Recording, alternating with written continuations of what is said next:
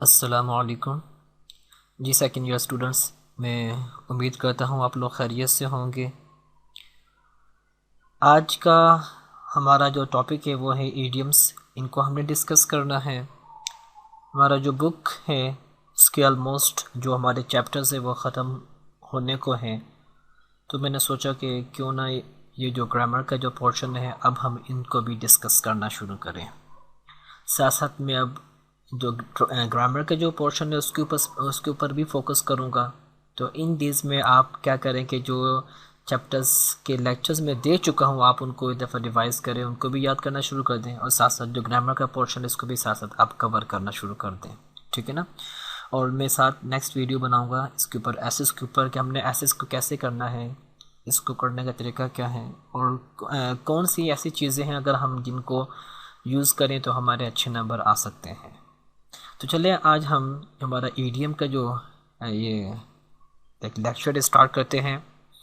EDM का आपने एक बात का ख्याल रखना है, मैंने पहले भी कहा था कि जब आप ईडीएम्स को जो भी आपको ईडीएम आए बोर्ड में, तो आपने करने से पहले इनका जो तर्जुमा ट्रांसलेशन आपने नहीं करनी।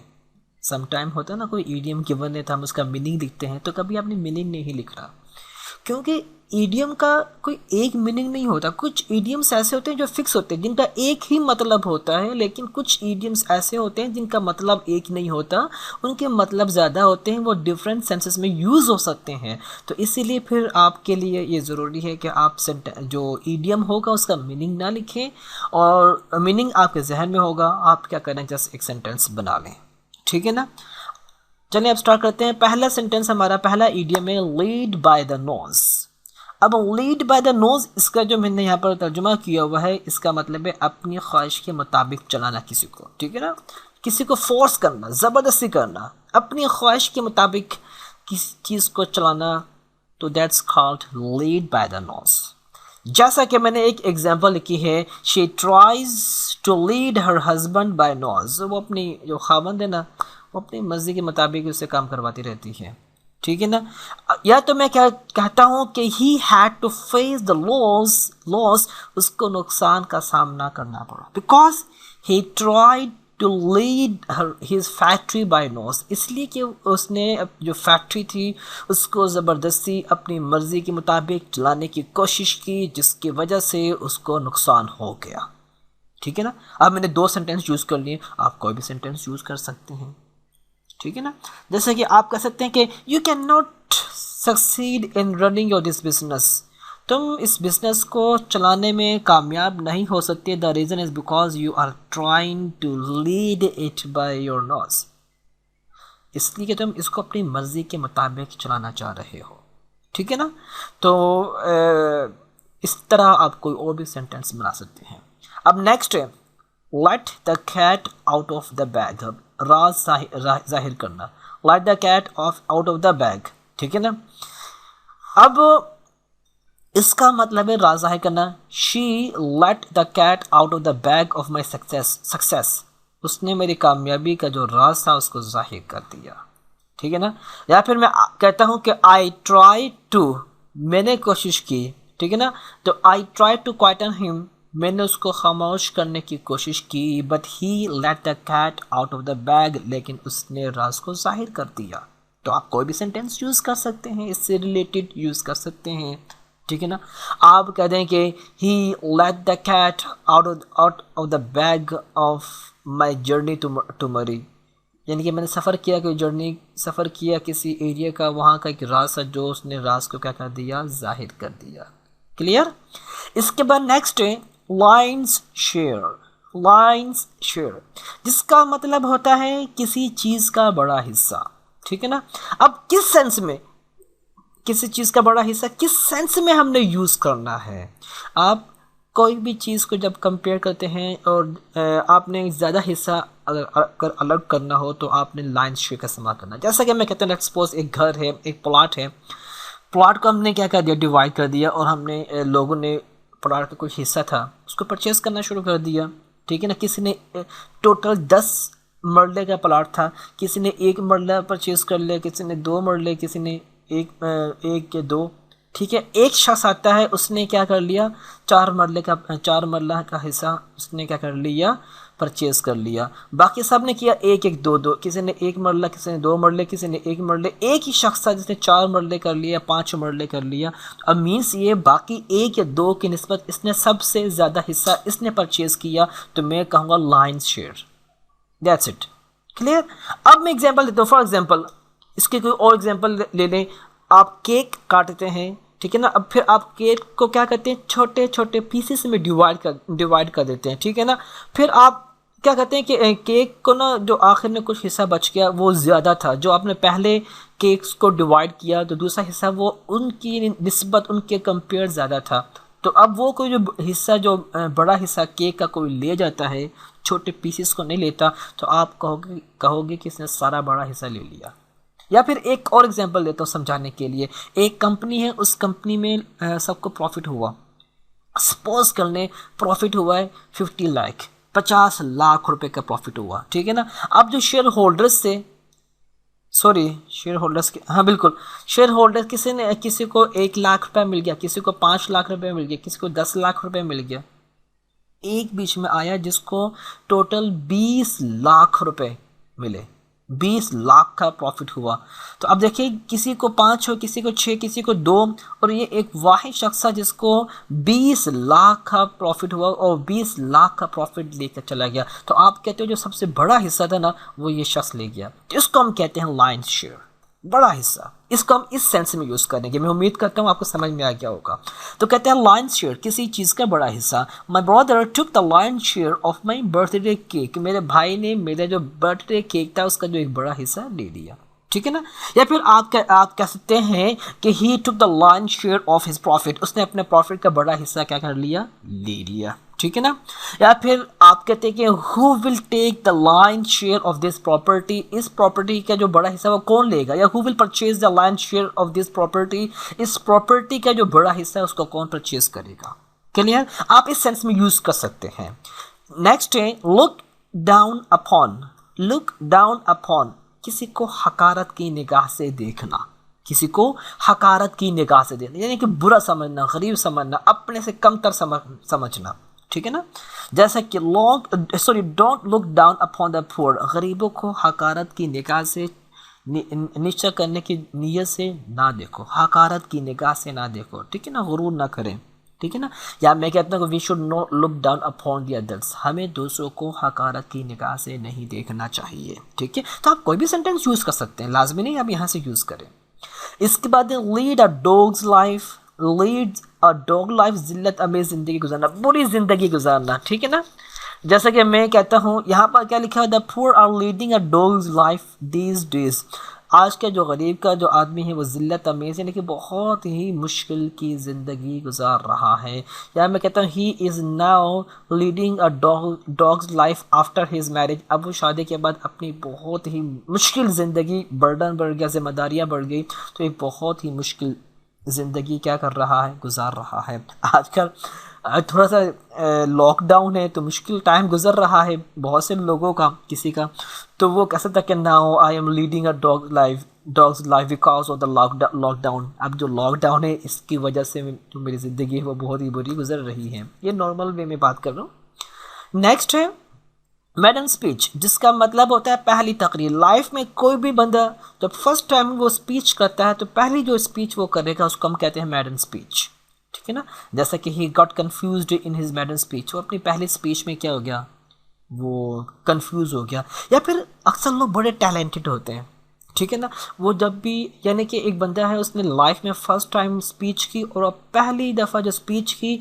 उस पहली ही स्पीच में उसने तमाम जो ऑडियंस है, जो स्पेक्टेटर्स थे वहाँ पर जो मौजूद थे, लोग थे, उनको क्या कर लिया, बड़ा इम्प्रेस कर दिया। तो मैं कहूँगा he impressed the audience in his maiden speech, उसने अपनी पहली तकरीर में जितने भी ऑडियंस थे तमाम ऑडियंस को पहली ही स्पीच में, पहली ही तकरीर में क्या कर दिया है, इम्प्रेस कर दिया है, बहुत ज़्यादा मुतासिर कर दिया है, ठीक है। तो आप कोई और भी सेंटेंस यूज़ कर सकते हैं, जैसा कि आप कहते हैं कि I got prize in my maiden speech, मैंने अपनी पहली तकरीर में क्या कर लिया था, प्राइज, मैंने इनाम को हासिल कर लिया था, ठीक है ना।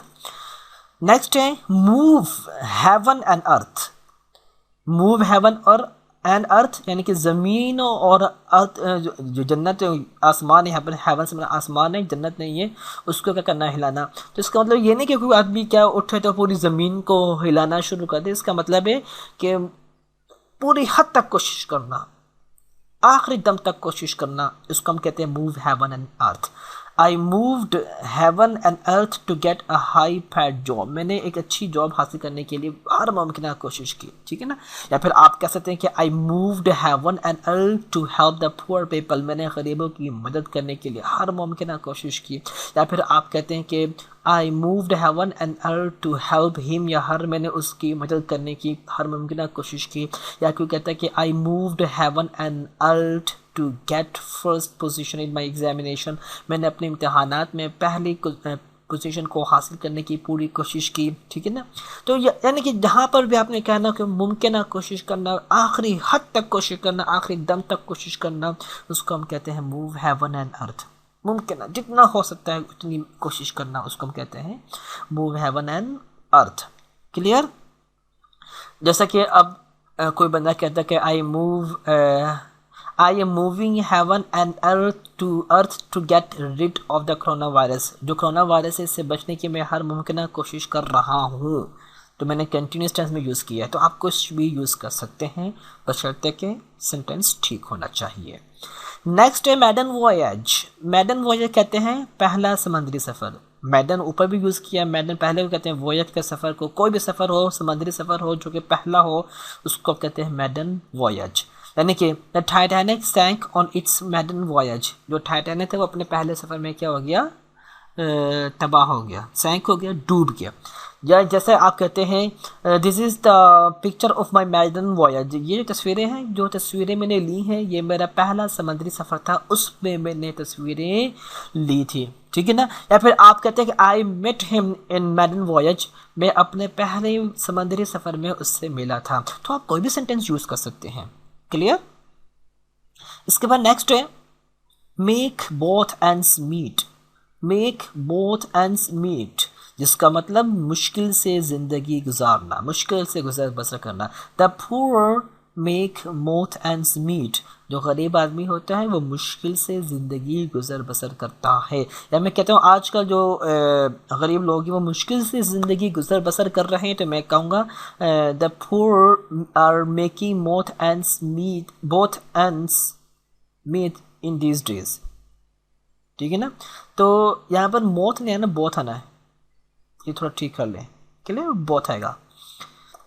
कि फॉर एग्जांपल मैं कहता हूँ वो मुश्किल की ज़िंदगी गुजार रहा है, तो मैं कहूँगा कि he is making both ends meet, ठीक है ना। तो आपने देखना यहाँ पर मौत नहीं आएगा, बोथ आएगा, यहाँ पर मिस्टेक ठीक कर लें, बोथ आएगा। तो जिसका बोथ मीन्स मुश्किल से, मेक बोथ एंड्स मीट, मुश्किल से ज़िंदगी गुजर बसर करना, ठीक है ना। या मैं कहता हूँ कोई बंदा ये कहता है कि मुझे पहले बहुत मुश्किल से ज़िंदगी गुजारना पड़ी, तो वो कहेगा कि I had to make both ends meet in my past, मुझे अपने माजी में बहुत मुश्किल से ज़िंदगी गुजारना पड़ी।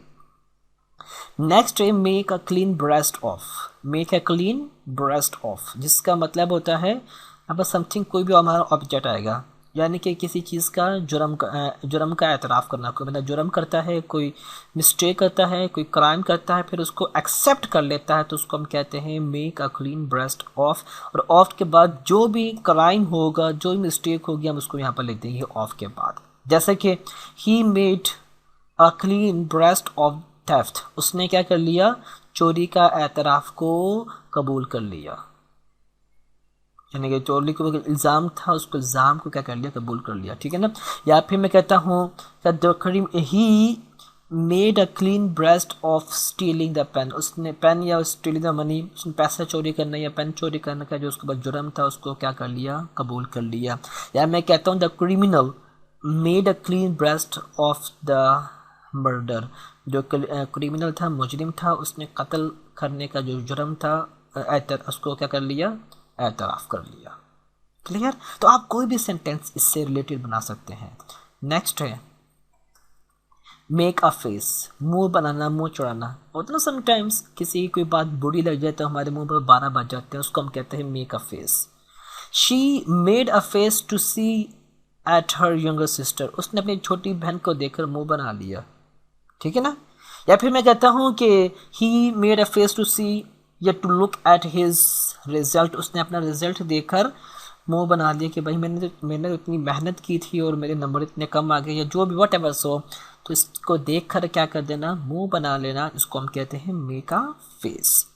इसके बाद है मेक अमेंड्स फॉर, तलाफ़ी करना। तलाफ़ी करना क्या है मुराद, तलाफ़ी करने का मतलब पूरा कर देना। कोई मिस्टेक पहले हो गई, किसी में कोई कमी कोताही हो गई, उस कमी कोताही को पूरा करना। फॉर एग्जांपल मैं कहता हूँ कि बिजनेस है, बिजनेस में किसी को लॉस हो जाता है, क्लियर। सपोज कर लें 2 लाख रुपए का किसी को लॉस हो गया, और कोई शख्स आता है कहता है आपका जो ये लॉस हुआ बिजनेस में 2 लाख रुपए का लॉस हुआ है, चलो ऐसा करता हूँ कि लॉस आपका है, इस लॉस को मैं भर देता हूँ। तो अब वो कमी जो लॉस की, जो पैसों की सूरत में जो पैसों की जो कमी आई है, वो कमी को पूरा कर रहा है, तो उसको हम कहते हैं तलाफ़ी करना, ठीक है ना। कोई भी लॉस हो, जैसा कहते हैं can I make amends for the test I missed yesterday, जो मैंने टेस्ट कल दिया था क्या मैं उसकी तलाफ़ी कर सकता हूँ। मीन्स कल मैंने टेस्ट नहीं दिया, मुझे लॉस हो गया, आज मैं क्या करूँगा, इसका टेस्ट दूंगा जो मैंने कल देना था, ठीक है ना।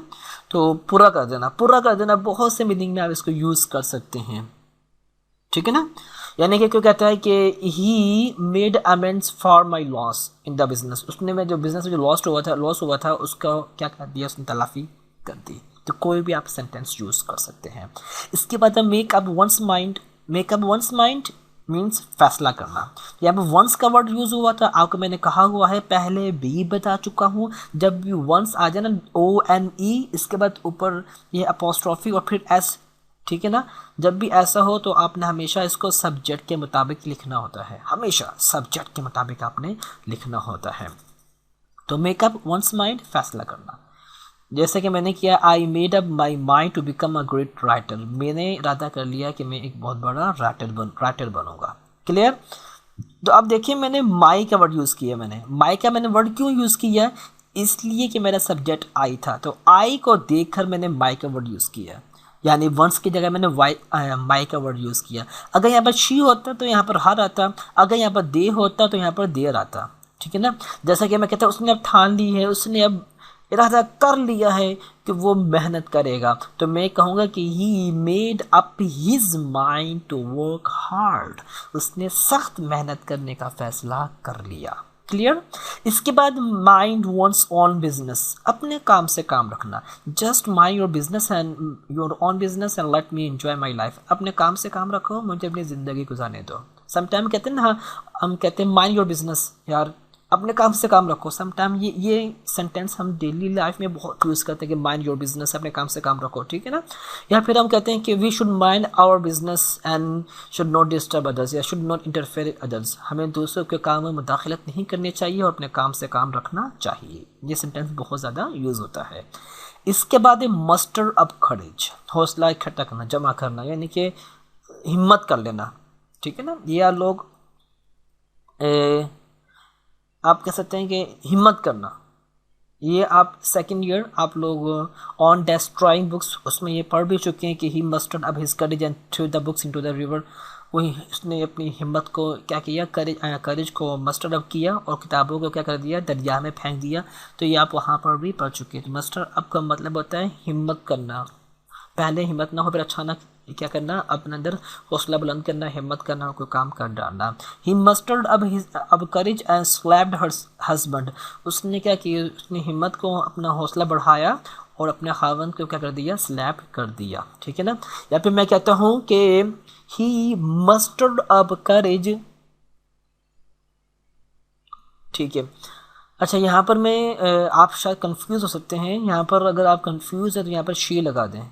शी मस्टर्ड अब courage and slapped her husband, उसने हौसला बुलंद किया और अपने खावंद को थप्पड़ लगा दिया। ये सेंटेंस जो मैंने लिखा ये भी गलत नहीं है। इसमें सेंस क्या होगी, यहाँ पर कोई लड़का है और उसने किसी लड़की के हस्बैंड को मार दिया, अपना उसका तो खैर नहीं हो सकता, तो वो कोई लड़का है उसने किसी के हस्बैंड को क्या कर दिया, थप्पड़ लगा दिया। तो इसलिए मैंने ये दोनों प्रोनाउंस को मैंने अलग अलग यूज़ किया है। ऐसा ना हो कि आपके जहन में सवाल आए कि यहाँ पर तो ही है तो यहाँ पर हर कैसे आ गया, ठीक है ना। तो यहाँ पर बात हो रही है किसी थर्ड पार्टी की बात हो रही है, ये इस सेंस में मैंने बात की है यहाँ पर। अच्छा, मैं कहता हूँ उसने, जैसा कि मैं कहता हूँ ही मस्टर्ड अप करेज, उसने हौसला बुलंद किया, and told the police about the criminal, और पुलिस को क्या कर दिया, चोर के बारे में, जो मुजरिम था उसके बारे में बता दिया। निप इन द बड, जिसका मतलब होता है जड़ से खात्मा करना। We should nip the evil in the bud, हमें क्या करना चाहिए, जो बुराई है उसका खात्मा जड़ से कर देना चाहिए। नाउ एंड देन, जिसका मतलब होता है कभी कभार। नाउ एंड देन मीन्स कभी कभार। He phones me now and then, now and again, now and then आएगा, सॉरी यहाँ पर नाउ एंड देन, अगेन नहीं आएगा, ये ठीक कर लें, नाउ एंड देन आएगा। यानी कि वो कभी कभार मुझे क्या करता है, फ़ोन करता है। या मैं कहता हूँ हम कभी कभार विज़िट करने बाहर जाते हैं, तो मैं कहूँगा we go out now and then, हम कभी कभार क्या करते हैं, बाहर जाते हैं। या we go out for visit now and then, हम बाहर विज़िट के लिए कभी कभार जाते हैं। Null and void, null and void means कल आदम करार देना। कल आदम किसे कहते हैं, यानी कि नल एंड वाइड किसे कहते हैं, यानी कि कोई ऐसा कानून जो कि पहले था अब ख़त्म हो गया, ठीक है ना। पहले था, अब वो कानून क्या, अगर किसी ने अब ख़त्म हो गया, हमने किसी से कॉन्ट्रैक्ट किया, अब उसकी मुद्दत क्या हो गई, ख़त्म हो गई। कोई हमने रूल्स बनाए थे वो पहले थे, अब हम ख़त्म कर दिए, तो उसको हम कहेंगे कल आदम। फॉर एग्जांपल, मैं कोई डिफरेंस की बात नहीं कर रहा, जस्ट मैं आपको समझाने के लिए एक एग्जांपल दे रहा हूँ, ठीक है ना। सपोज कर लें हमने इंडिया से किसी के साथ कॉन्ट्रैक्ट कर लिया, ठीक है ना। इंडिया के किसी के साथ हमने क्या कर लिया, कॉन्ट्रैक्ट कर लिया। सपोज अब इन दोनों कंट्रीज़ के दरमियान कुछ जो हालात हैं वो बिगड़ जाते हैं, ठीक है ना। और उनकी हुकूमत या हमारी हुकूमत वो क्या करती है, अनाउंसमेंट करती है कि अब हम इंडिया के साथ या हम पाकिस्तान के साथ वो कहते हैं अब हम क्या कर सकते हैं, कोई डील नहीं करेंगे, ठीक है ना। जो भी इंडिया के साथ डील करेगा वो इलीगल होगी, ठीक है ना। अब एक शख्स है, उसने इंडिया के किसी शख्स के साथ कोई कॉन्ट्रैक्ट किया हुआ था, ठीक है ना। अब जब अनाउंसमेंट हो गई कि हम क्या कर सकते हैं, इंडिया के साथ कोई लेन देन नहीं कर सकते, तो अब उसका जो कॉन्ट्रैक्ट होगा, वो कॉन्ट्रैक्ट की जो वैल्यू होगी वो ख़त्म हो जाएगी। तो उसको मैं कहूँगा अब इस तुम्हारा जो कॉन्ट्रैक्ट, इसकी कोई वैल्यू नहीं रही, तो मैं कहूँगा इसकी वैल्यू ख़त्म हो गई। अब तुम किसी के ऊपर कोई केस नहीं कर सकते, क्योंकि अब दोनों कंट्रीज के दरमियान हम क्या हैं, लेन देन नहीं कर सकते। तो मैं कहूँगा ये नल एंड वाइड हो गया। Clear. His contract is null and void, उसका जो कॉन्ट्रैक्ट अब वो क्या हो गया, कल आदम हो गया, अब ख़त्म, या डेट ख़त्म हो गई। आप ये कर लें, किसी आपने किसी कॉन्ट्रैक्ट किया था, ठीक है ना, उसकी डेट थी 20, अब टाइम गुजर गया, ठीक है ना। तो कोई शराइत पूरी ना हो सकी, या कोई मतलब बाद में क्या करता है, केस करता है। उसकी डेट थी कि आप इस डेट से पहले केस कर सकते हैं, अब वो केस की डेट क्या हो गई, गुजर गई। अब वो जो आपका कॉन्ट्रैक्ट है वो ख़त्म हो गया, अब आप कुछ नहीं कर सकते। उसको हम कहते हैं काला रंग करा देना, नल एंड वाइट। इसके बाद of and on. Of and on का मतलब होता है कभी कभार भी और बेकादगी से। कभी कभार बेकादगी एक ही बात है, कभी कभार, ठीक है ना।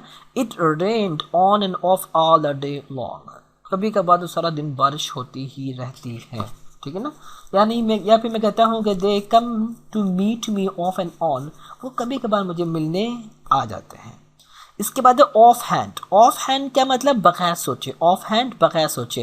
He spoke in of hand and felt ashamed. Spoke in, spoke in असल में फ्रेजल वर्ब है जिसका मतलब होता है बीच में बोल पड़ना। तो he spoke in of hand, वो बीच में बोल पड़ा बगैर सोचे। एंड फेल्ट अशेम्ड, और बाद में शर्मिंदा हो गया। या जैसा मैं कहता हूँ कि I went to have a test off hand, मैं टेस्ट देने गया बगैर सोचे समझे, ठीक है ना। या मैं कहता हूँ कि he made his maiden speech off hand, उसने अपनी जो पहली तकरीर की थी वो बगैर सोचे समझे की थी। और एक होता है ऑफ हैंड, इसका मतलब सेम है, ऑफ हैंड दोनों का मीनिंग सेम है, बगैर सोचे बगैर तैयारी के एक ही बात है, कोई वो डिफरेंट नहीं है, ठीक है ना। स्पेस दिए, ये नहीं कि इसमें स्पेस है उसमें स्पेस नहीं है, इतना डिफरेंट नहीं है। एक का मतलब बगैर सोचे और बगैर तैयारी की एक ही बात है।